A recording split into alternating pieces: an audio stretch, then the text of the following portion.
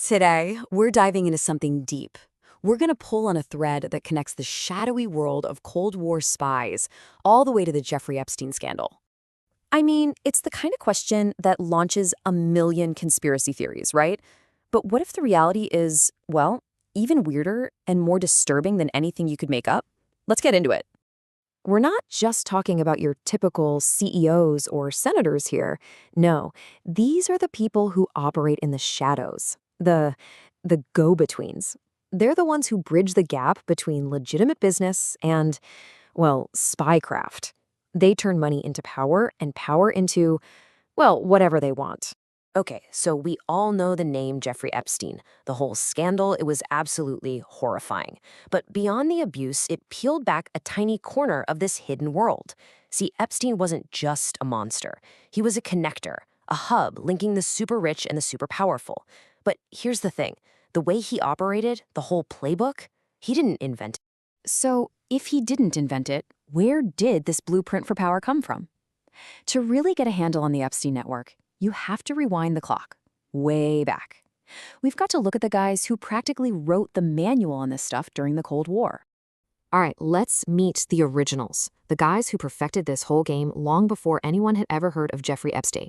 So in one corner, you've got Adnan Khashoggi, the legendary Saudi arms dealer, and in the other, Robert Maxwell, the larger-than-life British media tycoon. These two guys, they were titans. They built these massive global empires and had unbelievable pull, all while basically tap dancing on the line between what's legal and what's not. And the kind of money we're talking about, it's mind-bending. At his absolute peak in the 80s, Adnan Khashoggi was supposedly spending $250,000 every single day, just on his lifestyle. But see, this wasn't just about yachts and parties, it was a strategy. It was a spectacle designed to lure in the most powerful people on the planet. And look at how he built his empire. His company, Triad International, wasn't just about selling weapons. Oh no, the guy was into everything. Luxury hotels, banks, oil, gold mines. He even owned the Utah Jazz for a while. But you have to understand, his real product wasn't any of that stuff. His real business was connections. He built this whole global machine just to create and service those connections. Okay, now let's flip over to Robert Maxwell. This guy was all about the public image. He gets himself elected to parliament, he buys up a huge newspaper empire. He wanted to look like the ultimate insider. But, behind the curtain, it was a totally different story. And his life ends shrouded in mystery, falling off his yacht. A yacht, by the way, that he named the Lady Ghislaine. And then he dies. And the whole thing just collapses. It turns out Maxwell had been looting his own company's pension funds, stealing hundreds of millions of pounds from his employees, just to keep his sinking empire afloat. It was a colossal fraud, hidden in plain sight.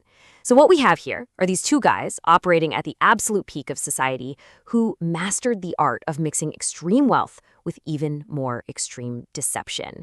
But here's the thing. These guys weren't lone wolves, not even close.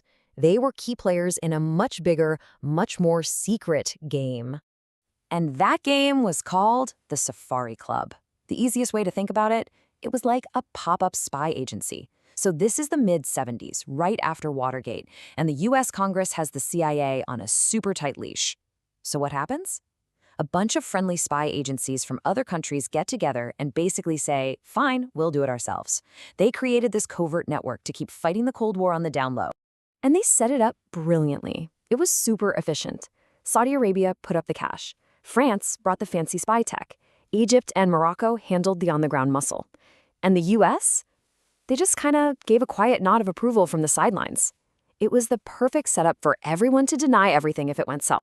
And don't just take my word for it. The people involved were pretty open about why it existed. Here's what Prince Turki Al Faisal, who used to run Saudi intelligence, said about it. He flat out admits that the CIA was tied up by Congress, so they created the Safari Club to fill the gap. It was built from day one to be a ghost, to operate completely off the grid with zero public oversight. Okay, so we've got these incredible characters from the Cold War, and we've got this secret spy club they were a part of. Now, let's connect the dots. This is where it gets really interesting. Okay, watch this. It's like a direct line. Step 1, Adnan Khashoggi, our arms dealer, was a central player in the Safari Club. Step 2, years later, Adnan Khashoggi becomes a financial client of, you guessed it, Jeffrey Epstein. Now for the other side. Step 3, Robert Maxwell, our media mogul, has a daughter named Ghislaine. And step 4, Ghislaine Maxwell becomes Jeffrey Epstein the right-hand woman, his key accomplice. It's incredible. The playbook, the people, even the families, they're all passed down from one generation of this shadow world to the next. So you see, the personal connections, they're like the wiring of this whole network. But what's the current running through those wires? What powers the whole thing? It's the money. It is always the money.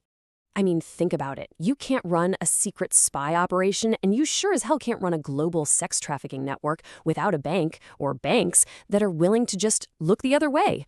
All this secrecy, all this influence, it costs a fortune, and you need a certain kind of financial institution to handle that kind of business. So just how deep did this go? Well, court documents revealed that one single bank, JP Chase, handled more than 9,000 transactions for Epstein. 9,000. And the total amount of money they moved for him? A jaw-dropping $2.4 billion. And you have to look at where this money was coming from. You have Leslie Wexner, who was basically Epstein's mentor, just handing over assets worth more than $100 million.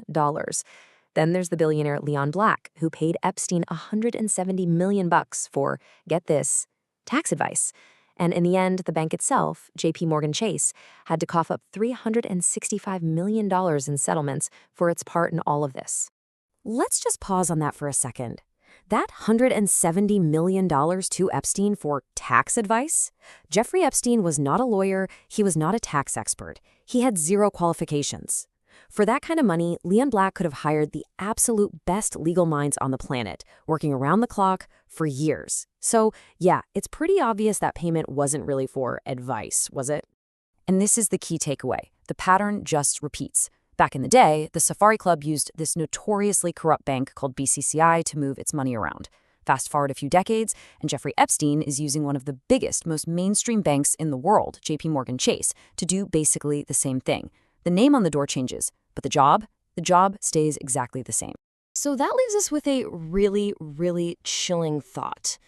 We know from court filings that Epstein's network victimized over 1,000 people. And we know that one of the biggest banks on earth was the engine that made it all possible. It really makes you stop and think.